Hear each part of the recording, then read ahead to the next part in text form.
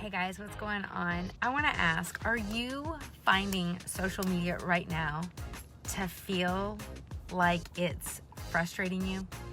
If that's you, I want you to first of all hear me when I say I've been doing social media marketing for 11 years from a business perspective, and I've been in the digital marketing space for nearly 20 years.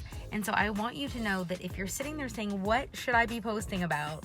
And then you're saying to yourself, of course I should be posting about my business. And yet you still feel almost even triggered, right? With all the thoughts, all the feelings, all the opportunities out there, and you're left going, but what does that look like? What does it look like to actually do social media the right way in order for me to get growth, for me to get progress?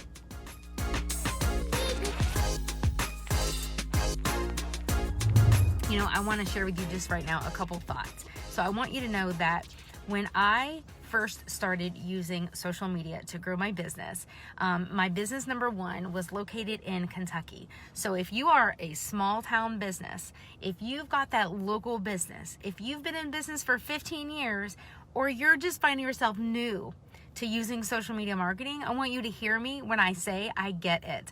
I have been the person that's needed to use social media in a small town. Wasn't trying to take over the world, wasn't trying to get clients in the UK. I was trying to find people that lived within a 20 to 30 mile radius of where I lived. And I started by using Facebook and Twitter. And what I want to share with you is one tip today that can help you feel some alleviation of stress or burden when you're trying to ask yourself, what should I be posting about? I want you to stop thinking about you, and I want you to shift your focus to that ideal customer. I'm not talking about everybody who has a social media account. I'm not talking about your grandma and your great aunt, unless of course they happen to be your ideal customer.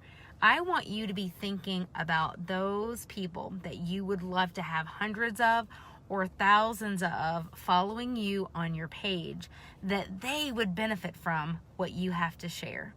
And when you keep them and what they need and what they're struggling with as your focus, it makes the whole concept and it makes the whole idea of trying to create content for social media so much easier and so much less of this feeling of overwhelm. If you're sitting there asking yourself, how often should I post? I want a cookie cutter answer. I want the right answer from someone that does social media.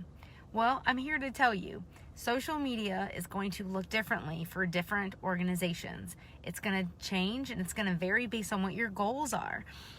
Inside of one of my programs, Social Thrive Business Academy, I just recently was sharing with them my top 18 social media goals. Doesn't mean that you have to try to accomplish all of those, but different people may have different things that they're trying to focus on. Maybe you want to increase your video views because video is huge right now. It's not going to be going away because there's just like an ability for people to make these connections with you through the power of video that just isn't quite as possible through other means. Maybe you want to grow that email list of yours. Maybe you have been collecting those email addresses, but you actually aren't sending emails to those people to build relationship. So here's what I want to tell you. I am not here to tell you that social media marketing is a magic pill because, spoiler alert, social media is not a magic pill. I will say though, if you have a solid business and you want to build it to be bigger, if you know that there are more people that could benefit from what you have to offer and you want to take advantage of social media being a resource in your tool belt in order for you to be able to have that income, in order for you to have that growth, I would just like to encourage you to know that social media, when you think of it as a marathon and you don't think of it as this sprint that you just want to invest a week into and you're just going to like suddenly have everything perfect, I want you to know that social media is very, very powerful.